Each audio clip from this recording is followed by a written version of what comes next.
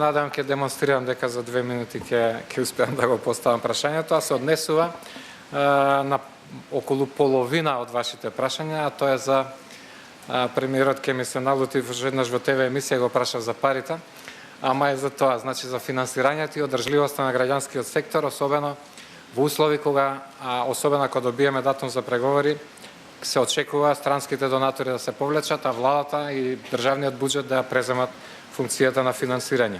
Пред тоа едно кратко воведно е за, бидејќи тоа треба да се направи со стратегија, а тоа е дека веќе имавме 2 стратегии од 2007 до 12, од 12 до 17, во подготовка е новата.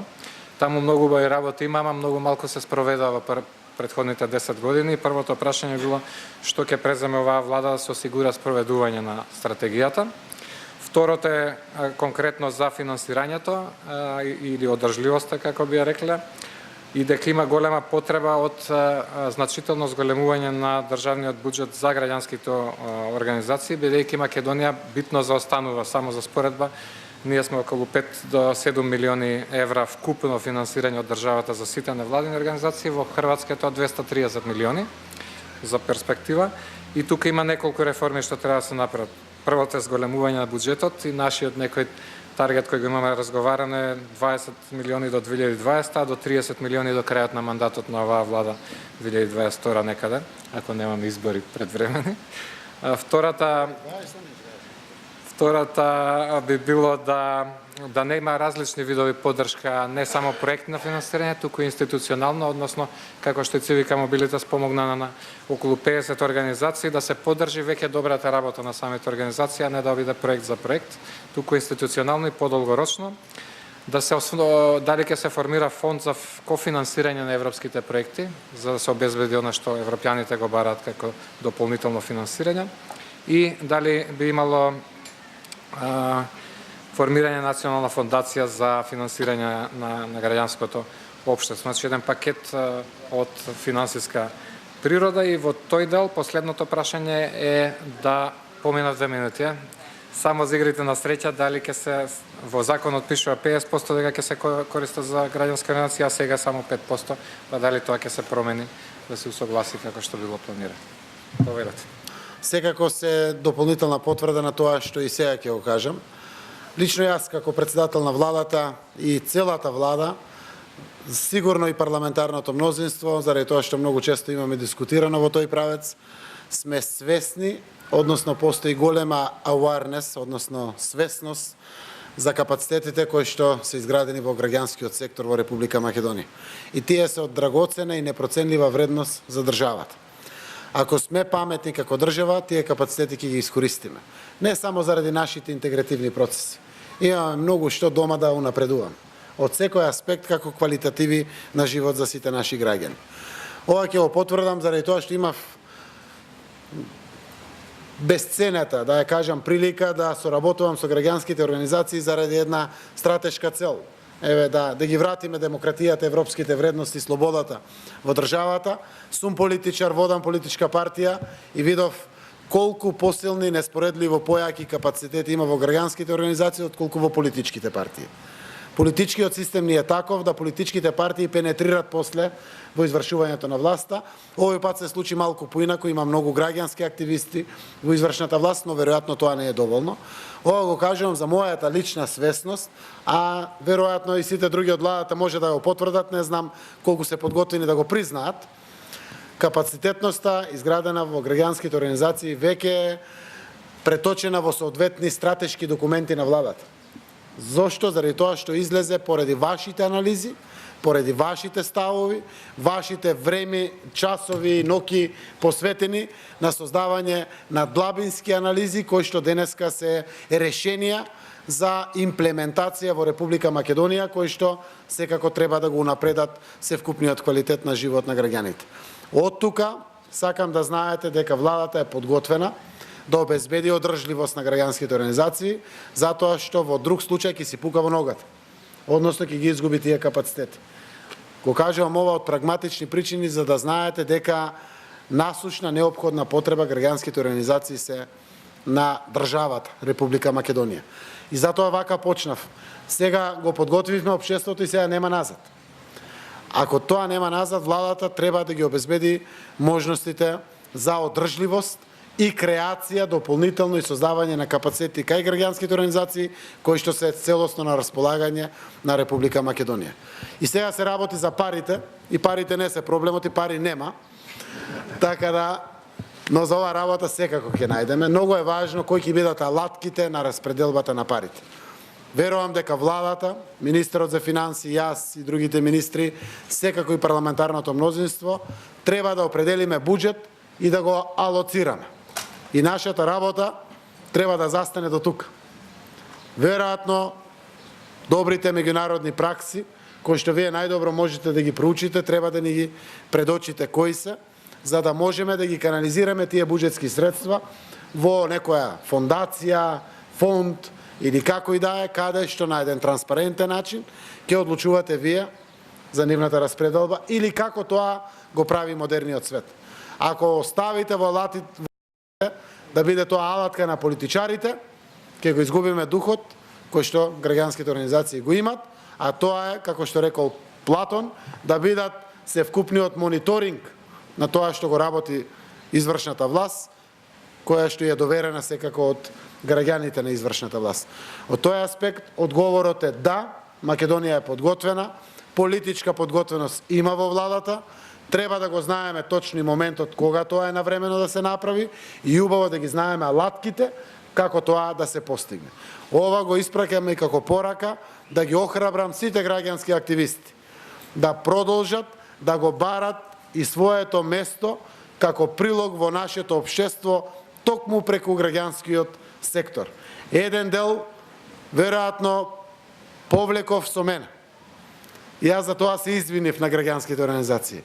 Но и треба на Република Македонија, како експерти, времено дојдени, како што сум јас времено во извршната власт, да одработиме едно поглавје, но и тие времено дојдени во извршната власт, а јас како политичар реков без граѓанските организации не можеме.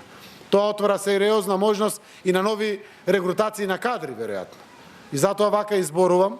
Убаво е да го знаете тоа, и тоа е политички амбиент во владата. Уранија Пировска е следното прашање. Господине Заев, вие во вашиот вовед веќе го спомнавте формирањето на Советот за соработка со граѓанските организации. Моето прашање се однесува токму на Советот. Точно е дека дел од предлозите на граѓанските организации што на самиот почеток беа прифатени и очекуваме да бидат имплементирани, меѓутоа потребно е да се ревидира институционалната рамка и кога станува збор за оделението за соработка со невладините организации, односно да прерасне или во сектор, па и во агенција, која што ќе представува функционална мрежа на државни службеници кои што ќе соработуваат со граѓанските организации. Мене ме интересира, како мислите да постигнете да Советот стане навистина функционален, значи да ги зајакнете неговите капацитети? Дали мислите дека ќе се почитуваат, каков е вашиот став, дали ќе се почитуваат сите предлози и препораки на граѓанските организации, односно представниците на граѓанските организации кои што членуваат во Советот, а го представуваат граѓанскиот сектор во Македонија, и дали размислувате за промената на позицијата на оделението за соработка со граѓанските организации? Веројатно за правно-формалниот аспект како тоа оделение станува сектор, Дамјан може да објасни, но не можеш, а? Не, може, ама ќе трае. После трае. Имавме дебати внатрешни и заради тоа се зафракавам колку се ригорозни законите, нефлексибилни за нешто прагматично како потреба да го реализираме, но не е невозможно. Секако како постои волја. Прво, Советот треба да го организираме со одредени секретарски административни позиции за да функционира. Тоа значи да алоцираме средства за асистенти на самиот Совет. Оти ние може да направиме одлични дискусии, да паднат супер предлози, да извлечеме супер заклучоци. Некој тоа мора да го реализира, да има фидбек од него и да знаеме кои се имплементациите.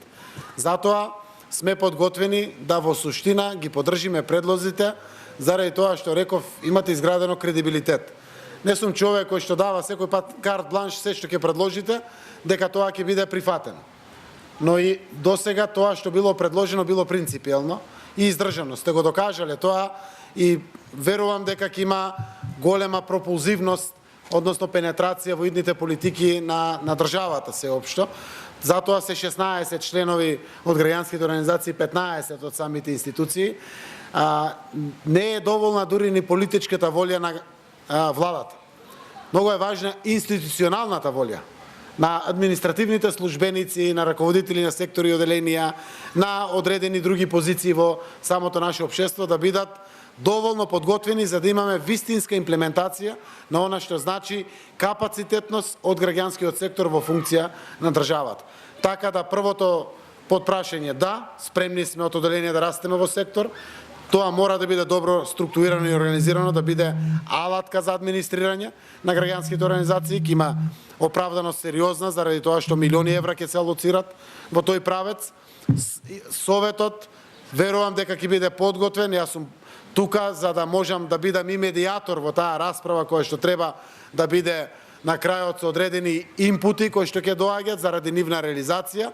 Оти само тоа мотивира да идеи се креираат, дават предлози или слично.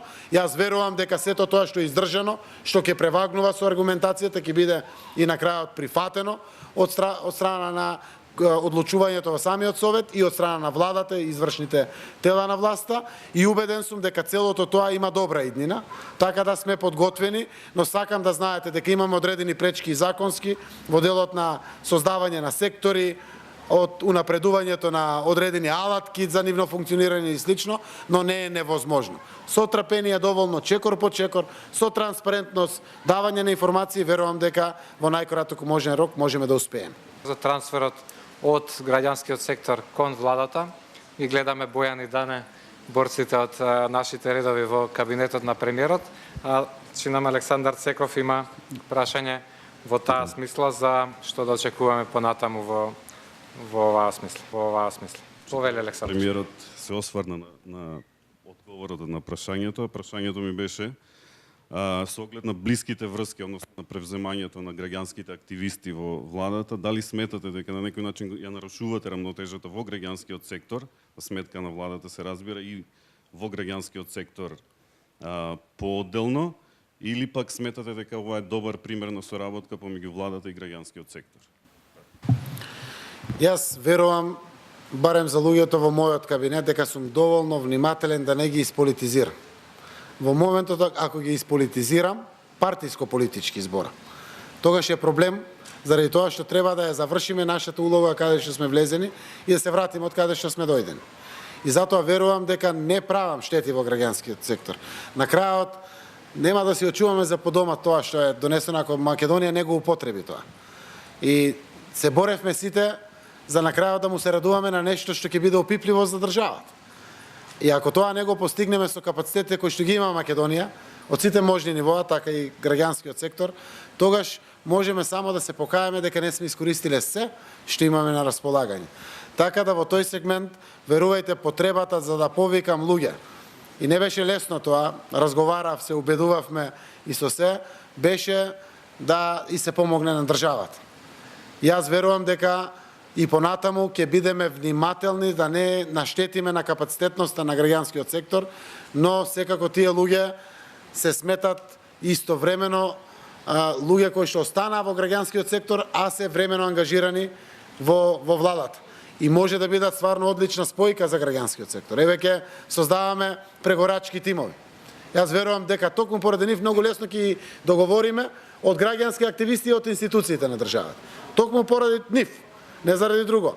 А ако ги немаме, например, нив, не знам, може и ќе успееме, ама во суштина нема да ги искористиме, односно ќе бидеме резервирани, затворени кон граѓанските организации. Таквите луѓе дополнително секојдневно мотивират политичари кои што се во владата за сензитивноста, за потребата од капацитетноста на граѓанските организации. Така да треба и вие да дадете одговор на ова прашање, но мојот одговор како политичар во владата е токму тој кој што го споделив со вас.